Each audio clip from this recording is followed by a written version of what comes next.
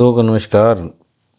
तो आज हम डिस्कस करने बैठे हैं स्ट्रिंग थ्योरी, जो लेटेस्ट फिजिक्स में थ्योरी है, और शिव जी के डमरू, और जो एम थ्योरी उसमें जो डार्क मैटर और डार्क एनर्जी के बारे में बात हो रही है, वो कहाँ तक हमारे सनातन हिंदू धर्म या वैदिक जो साइंस है उससे कहाँ से रिलेटेड है, कहाँ तक उसमें एक बार हम लोग देखेंगे कि क्या कहीं पे अगर उनमें कहीं पे भी जो है कुछ सिमिलैरिटीज़ जो फाइंड आउट होती हैं, जो पहले की इतनी बात हुई और जो अब लेटेस्ट थ्योरी जिस पे रिसर्च चल रही है, इस चीज़ को हम देखेंगे। तो वो मिशिको काकू का स्टेटमेंट है स्ट्रिंग थ्योरी के ऊपर। बहुत ही नोन फिजिसिस्ट हैं यूएस के। उन्होंने कहा string theory all particles are vibration on a tiny rubber band. तो इन स्ट्रिंग थ्योरी की जो भी पार्टिकल्स या वाइब हैं वो क्या एक रबर बैंड की एक वाइब्रेशन की तरह है। Physics is the harmonies on the strings. Physics उनके बीच में जो वाइब्रेशन से जो साउंड या हारमोनीज पैदा हो रही हैं वो है। Chemistry is the melodies we play on the vibrating string. और जो हम उन तारों से अगर जो कुछ संगीत बना रहे हैं वो एक तरीके से केमिस्ट्री है। The universe is symphony of a string and the mind of God is cosmic music resonating in 11 dimensional hyperspace। क्योंकि ऐसा मैं जिस पे बात कह रहा हूँ कि कहाँ तक सिमिलरिटी है, कहाँ पे बात हो रही है, और स्ट्रिंग थ्योरी कोई हाइपोथेसिस नहीं है, कोई एब्स्ट्रैक्ट आइडिया नहीं है, ये एक रियलिटी है। तो स्ट्रिंग थ्योरी है क्या? जैसे कि हम लोग जानते हैं कि अब तक बात हुई कि हम लोग देखते हैं एटम्स, एटम्स के बाद जाते हैं सब एटॉमिक पार्टिकल्स में जाते हैं हम क्वार्क्स, क्वार्क्स के बाद जाते हैं हम देखते हैं कि ये स्ट्रिंग्स हैं। अब यहाँ तक तो हम चीज़ों को देख सकते हैं कि क्या हैं एटम्स, क्या हैं, कहाँ तक हम एनालाइज कर सकते हैं। उसके बीच उसके उससे जो सब एटॉमिक पार्टिकल्स आ जाते हैं, इलेक्ट्रॉन्स, प्रोटॉन्स, न्यूट्रॉन्स, मेसॉन्स, उनको भी हम उनके चार्ज के थ्रू, उनकी कैरेक्टरिस्टिक के थ्रू जज कर सकते हैं। ऐसा नहीं है कि वो कहीं हम कोई एक आइडिया है हम उनको जान सकते हैं, हम लैब पे एक्सपेरिमेंट करते हैं उन पे, ठीक। लेकिन अब यहाँ पर ये बात आती है कि जो किसी इलेक्ट्रॉन पे होता है वो निगेटिव चार्ज जो हम कहते हैं, उसका चार्ज निगेटिव क्यों होता है? प्रोटॉन में जो मास होता है उसका, वो मास क्यों होता है, वो पॉजिटिव क्यों होता है? पॉजिटिव निगेटिव तो हम अपने रेफरेंस में कहते हैं, लेकिन उसमें जो चार्ज होता है वो चार्ज क्यों होता है, ठीक। और प्रोटॉन किसी की मतलब किसी भी सब एटॉमिक पार्टिकल्स की जो कैरेक्टरिस्टिक्स हैं वो कैसे डिफाइन होती हैं। अच्छा, दूसरी चीज़ एक और बात है, क्योंकि जब हम इतनी स्मॉलर स्केल पे जाते हैं तो इन पार्टिकल्स को जो स्ट्रिंग्स हैं उनको नहीं देखा जा सकता, क्योंकि लाइट को कहीं पे किसी पार्टिकल से हम देखते हैं, अगर आई से देखना चाहते हैं रेटिना से, तो उस फोटॉन्स को रिफ्लेक्ट होकर आँख तक आना पड़ता है। तो यहाँ पर भी कोई इस एटॉमिक सब एटॉमिक लेवल पे यानी स्ट्रिंग के लेवल पे कोई भी चीज़ रिफ्लेक्ट नहीं करती, वो उससे बेंड होके पास ऑन हो जाती है, तो हम देख नहीं सकते। तो इस थ्योरी के अकॉर्डिंग क्या होता है कि जैसे एक रबर बैंड है, एक धागा है, एक डमरू की स्ट्रिंग्स हैं, तो वो क्या है कि वो ट्विस्ट और फोल्ड होते हैं, जिससे कि जिस तरीके से ट्विस्ट और फोल्ड होते हैं उसके अकॉर्डिंग ही चीज़ों की प्रॉपर्टीज़ डिफ़ाइन होती हैं। किसी किसी भी सब एटॉमिक पार्टिकल्स की प्रॉपर्टीज़ डिफ़ाइन होती हैं कि पानी कैसा होगा, ठीक है तो सब में बेसिकली प्रोटॉन्स और इलेक्ट्रॉन्स, लेकिन उनकी मैटर की जो प्रॉपर्टीज़ डिफाइन होती हैं, इलेक्ट्रॉन प्रोटॉन्स जो छोटे सब एटॉमिक पार्टिकल्स की प्रॉपर्टीज़ डिफाइन होती हैं, वो स्ट्रिंग के वाइब्रेशंस पे डिफाइन होती हैं, ठीक है। यही बात हो रही है कि vibration corresponds to a particle with definite properties such as mass and charge, ठीक। यहाँ ये बात हो रही। तो ये सारी चीज़ें, क्योंकि किसी उसमें क्या मास होगा, क्या चार्ज होगा, अब तक ये बात कहीं पे डिफाइन नहीं हो पा रही थी, तो ये हमने डिफाइन किया स्ट्रिंग में, स्ट्रिंग थ्योरी पे।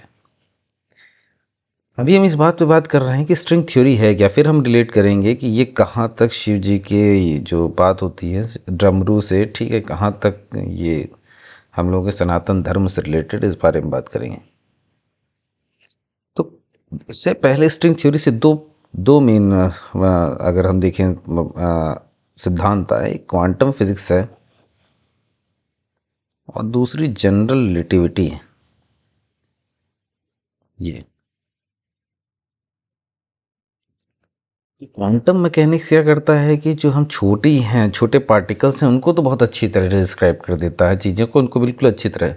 और जनरल रिलेटिविटी जो है वो लार्ज थिंग्स लाइक जैसे हमारा प्लैनेट्स, कैसे प्लैनेट्स के बीच के फोर्सेस, उनके बीच का मूवमेंट कैसे करता है, काम वर्क करता है, इसको अच्छी तरह डिफाइन कर सकते हैं। लेकिन जब हम अगर क्वांटम मैकेनिक्स के, क्वांटम फिजिक्स के थ्रू अगर प्लानिटरी मोशंस को समझाने की कोशिश करें और जनरल रिलेटिविटी के थ्रू अगर हम एटॉमिक मूवमेंट या एटॉमिक प्रॉपर्टीज़ को डिफाइन करने की कोशिश करें, तो ये सक्सेसफुल नहीं हो पाता। तो हमें एक ऐसी थ्योरी की ज़रूरत थी, या एक फिज़िक्स ऐसी थ्योरी की ज़रूरत थी जो सब कुछ डिफाइन कर सके, दोनों को कंबाइन कर सके। तो इसको कहते हैं स्ट्रिंग थ्योरी, इसी या कहते हैं थ्योरी ऑफ एवरीथिंग। जो जनरल ग्रेविटी आती, ग्रेविटी के ग्रेविटेशनल फोर्सेस को जल्दी अच्छी तरह से डिफाइन नहीं किया जा सकता था। इसमें भी कुछ दिक्कत आई, फिर उसके बाद हम थ्योरी आई, उसी बारे में बात कर रहे हैं। तो स्ट्रिंग थ्योरी भी कई तरीके की आई, 5 तरीके की आई। ये हम क्योंकि हम साइंस पे अभी डिफाइन नहीं कर रहे हैं, तो हम एक तरीके से चल रहे हैं कि अगर आप लोग पढ़ें कहीं नेट पे इस पर बात देखें तो कि स्ट्रिंग थ्योरी के बाद एम थ्योरी है, पैरेलल यूनिवर्स के बारे में बात है, हम उस पर बात करेंगे। कई जगह पे आया पैरेलल समानांतर ब्रह्मांड कई पुराणों में, तो इस चीज़ को भी हम बाद में करेंगे। तो 5 स्ट्रिंग थ्योरीज़ के बारे में बात हुई, उनके कॉम्बिनेशन जो करा वो एम थ्योरी है। तो हमने बेसिक दे दिया कि स्ट्रिंग थ्योरी है क्या। देखिए यहाँ पे देखिए, ये 2 पॉइंट और एक बीच में बंधा हुआ स्ट्रिंग। अब ये कैसे वाइब्रेट हो रहा है, किस तरीके से वाइब्रेशन कर रहा है। ऐसे एक डमरू देखा होगा कभी, तो डमरू में कई तरीके की होती, केवल 2 ही स्ट्रिंग है डमरू में।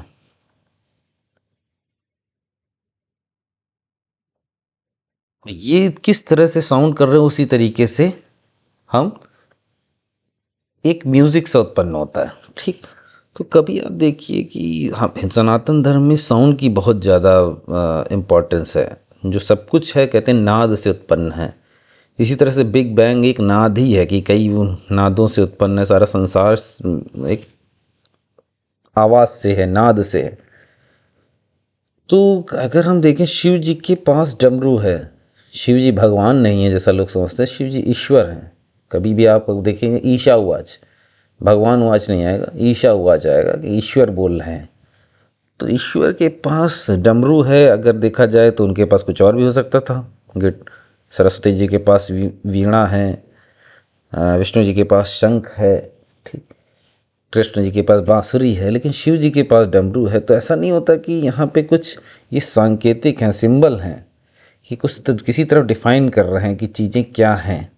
क्योंकि अगर आप किसी को छोटे बच्चे को अगर बता दें कि ये स्ट्रिंग पार्टिकल्स मूव करते, नहीं, आपको बताना पड़ेगा कि हाँ बेटा 3 तरीके की स्टेट्स होती हैं, लिक्विड, फिर उसके बाद आप छोटी छोटी चीज़ें सिखाएंगे, ठीक। तो वैसे ही ये सिंबल्स हैं, डमरू क्या डिफाइन कर रहा है, यहाँ पर स्ट्रिंग्स हैं इसमें 2, और जिस तरीके से मूवमेंट कर रही हैं उस हिसाब से साउंड प्रोड्यूस हो रहा है उससे। और मैंने एक बार शिव पुराण देख रहा था, कोई दिख रहा था, तो जहाँ पे वो डमरू बजाना बंद कर देते हैं तो पूरा यूनिवर्स वर्क करना बंद कर देता है। तो उनको विष्णु जी और पार्वती जी आके फिर से उनको डमरू बजाने, क्योंकि वो क्या होता है, अवसाद की स्थिति में जाने लग जाता है, पूरा संसार खत्म होने लग जाता है।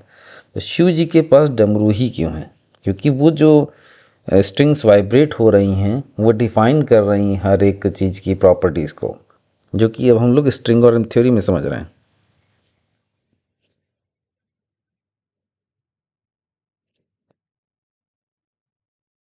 और मैं ऐसी हाइपोथेसिस दे रहा हूँ, ऐसा ही नहीं। देख, जो सर्न है, एक सर्न की लैब है स्विट्जरलैंड में, ठीक है, जिसका हम लोग बारे में पढ़ रहे थे, लार्ज हैड्रन कोलाइडर, जहाँ पे सबसे ज़्यादा जो है गॉड पार्टिकल के बारे में, बोसॉन, हिग्स बोसॉन के बारे में रिसर्च चल रही। तो उसकी मेन लैब के सामने नटराज यानी शिव जी की डांस करते हुए शिव जी की प्रतिमा है।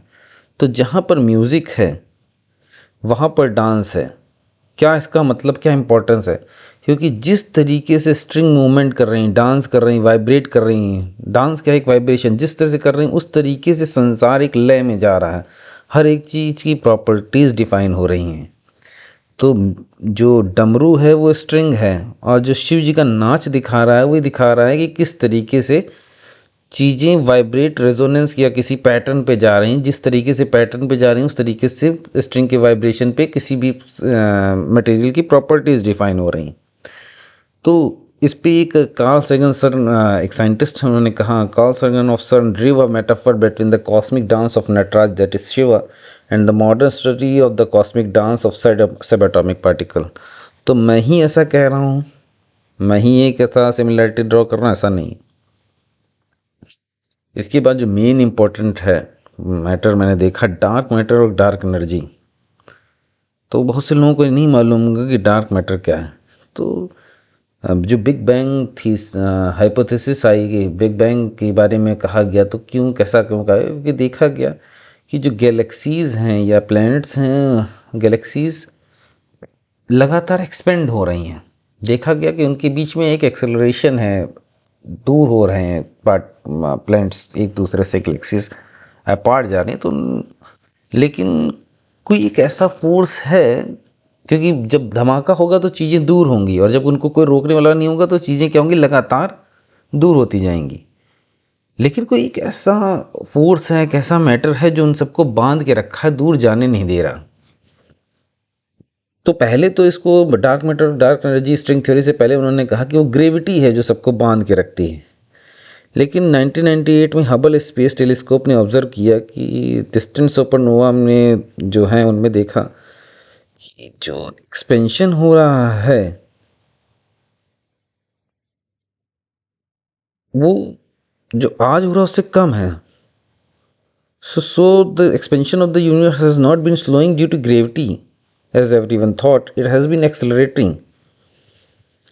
So no one expected, no one knew how to explain it, but something was causing it. That is the dark energy, dark matter. यहाँ से एक कॉन्सेप्ट आया डार्क मैटर और डार्क एनर्जी का, कि जो एक्सपेंशन हो रहा है उसको जो रोक के रख रहा है वो है एक डार्क मैटर है, जो बांधे हुए चीज़ों को ग्लू की तरह काम कर रहा है। लेकिन जो लगातार चीज़ें फैल रही हैं, दूर कर देना चाहिए, सबको फ्री कर रही है, वो एक एनर्जी है जो लगातार यूनिवर्स को एक्सपेंड कर रही है। तो इसके बारे में उन्होंने कहा जो एक्सपेंशन है वो ड्यू टू डार्क एनर्जी हो रहा है, जो मैटर है, ग्लू है जो उसको बांधे हुए, वो डार्क मैटर है। तो बिग बैंग से उसकी हाइपोथेसिस आई कि ये जो चीज़ें जा रही हैं, और हमारे यूनिवर्स में अप्रॉक्सीमेटली जो 68% है दैट इज़ डार्क एनर्जी, और जो 27% made up of dark matter. और जो हम पूरी लाइफ में सब कुछ देख रहे हैं that's up to less than 5% of the universe. वो केवल 5% है, जो हम जिसमें जी रहे हैं, सारी चीज़ें देख रहे हैं, वो केवल 5% है। बाकी सब चीज़ें ज़्यादा डार्क एनर्जी या डार्क मैटर है। और अल्बर्ट आइंस्टाइन ने इस चीज़ को सबसे पहले एनालाइज किया, जो हम कंप्यूटर साइंस की लैंग्वेज में कहते हैं ईथरनेट, जहाँ से आया कि जहाँ कुछ भी नहीं है वहाँ ईथर है। लेकिन वो जहाँ कुछ भी नहीं है वहाँ पर एक स्पेस मौजूद है जिसको डार्क स्पेस कहते हैं, और जहाँ पे स्पेस है वहाँ पे उससे बाइंडेड, उससे रिलेटेड एक एनर्जी है जिसको डार्क एनर्जी कहते हैं। तो डार्क मैटर एक अट्रैक्टिव फोर्स की तरह वर्क करता है। Dark matter works like an attractive force, a kind of cosmic cement that holds our universe together, जो कि बांध के रख रहा है। और इसकी प्रॉपर्टीज़ क्या है, ये ग्रेविटी के साथ इंटरेक्ट करता है, लेकिन लाइट को ना तो रिफ्लेक्ट करता है, ना एब्जॉर्ब करता है, ना एमिट करता है। जैसे हम क्या कहते हैं, कभी कभी लाइट किसी मीडियम में जाती है तो उसकी स्पीड चेंज होती है, उस वजह से वो बेंड होती है किसी तरफ। तो यहाँ ऐसा कुछ नहीं हो रहा। लेकिन जो डार्क एनर्जी है इस kind of repulsive force, a sort of anti gravity that drives the universe ever accelerating expansion, जिसको लगातार फैला रही है, दूर कर रही है, मुक्त कर रही है।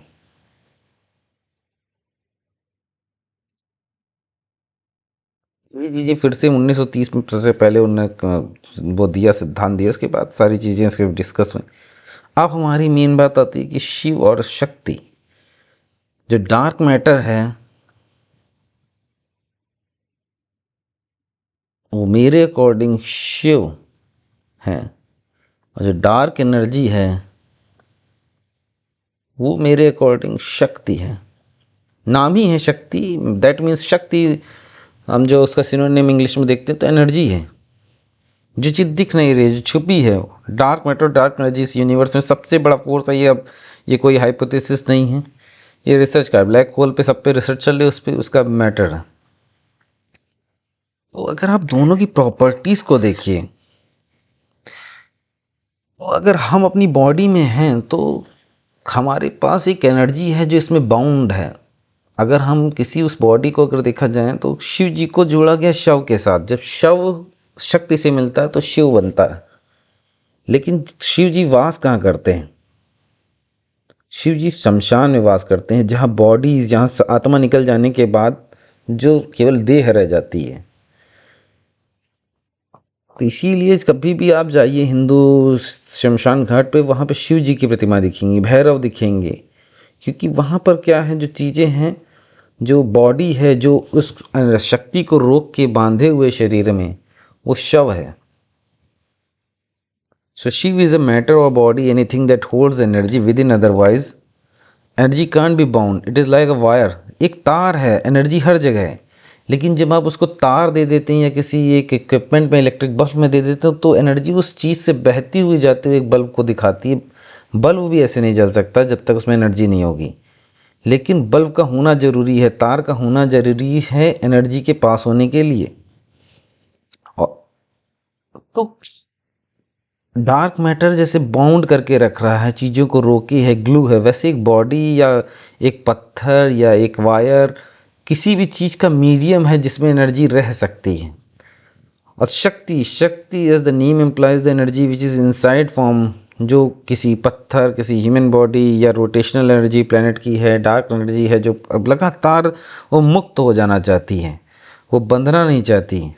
रिपल्सिव फोर्स है जो किसी भी चीज़ में बंधना नहीं चाहती बेसिकली।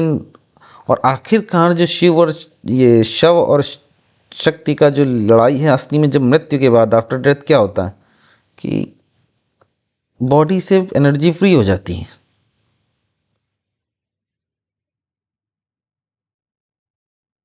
जीत एनर्जी की हो रही। और उससे बड़ा कॉन्सेप्ट क्या है, तो जब हम तंत्र की स्थापना करते हैं, तंत्र देखते हैं, जीवन देखते हैं, तो अगर आप जाएंगे तो जो पिरामिड बने हैं, जो पहाड़ बने हैं, कुछ भी हैं, ये देखिए क्या है, ऊपर की ओर जाती हुई शक्ति, ये शिवत्व है। और जो नीचे की ओर जाती हुई शक्ति है, घाटियां हैं, डाउनवर्ड फोर्स है, रिपल्सिव फोर्स है, ये शक्ति है। और जब उन दोनों का यूनियन होता है, जैसे कि एक इंसान शरीर, जब आप देखोगे अकेले, कहोगे देखो उसकी बॉडी पड़ी है, उनकी बॉडी को जलाने ले जा रहे हैं। और अगर आप केवल अकेला आत्मा देख लें तब भी आप डर जाएंगे, पीछे भाग जाएंगे, अरे भूत देख लिया हमने। लेकिन जब दोनों एक साथ हैं तब जीवन है, तभी यथार्थता है, सत्य है। तब आप उसको देख के डरेंगे नहीं, आप उससे मिलेंगे, वहाँ हर्ष होगा, वहाँ उल्लास होगा, वहाँ शोक होगा, वही जीवन होगा। तो जब अट्रैक्टिव फोर्स रिपल्सिव फोर्सेस के साथ कोलैबोरेशन और यूनियन में आ जाता है, union of both creates life. इसीलिए साधु संत अधिकतर जाते हैं पहाड़ों पे, क्योंकि वहाँ शिवत्व। इसीलिए मिस्र की सभ्यताओं में पिरामिड बने। तो ये जो डार्क मैटर है, ये डार्क एनर्जी, अगर आप देखिए डार्क मैटर और डार्क एनर्जी के बीच में अगर केवल केवल डार्क एनर्जी हो तो सारे के सारे प्लैनेट्स जो हैं इतनी दूर चले जाएंगे कि जीवन ख़त्म ही हो जाएगा, ठीक। और अगर केवल और केवल डार्क मैटर रहेगा तो उसको बांध के एक साथ बिल्कुल एक जगह पे कर देगा, कंसंट्रेट हो जाएगा, फिर से सुपरनोवा हो जाएगा, ठीक। तो दोनों के बीच में लगातार संघर्ष भी चल रहा है, और दोनों के उस संघर्ष के बीच में ही जीवन है। तो ये चीज़ें बहुत ही सिंपल तरीके से, एक तरीके से शास्त्रों में हमें समझाई गई। और कोशिश मैंने भी की कि जो है उस चीज़ को मैं, जो मैंने सब मुझे समझ में आया वो आप लोगों के बीच में साझा करूं। तो इसी के बीच में जो मैंने कहा कि कभी एक चुंबक देखिए, वो एक ही होता है, लेकिन जितने छोटे छोटे करते जाए उसमें टू पोल्स क्रिएट हो जाते हैं, लेकिन बेसिकली वो एक है। इसीलिए जब देखिए शिव जी का जो अर्धनारीश्वर स्वरूप है, वो शिव और शक्ति अलग नहीं है, एक हैं, लेकिन वो दो भी हैं। और इसी के बीच में द्वैत और अद्वैत के बीच में जीवन है। मैं यही बात अपनी इसमें ख़त्म करता हूँ।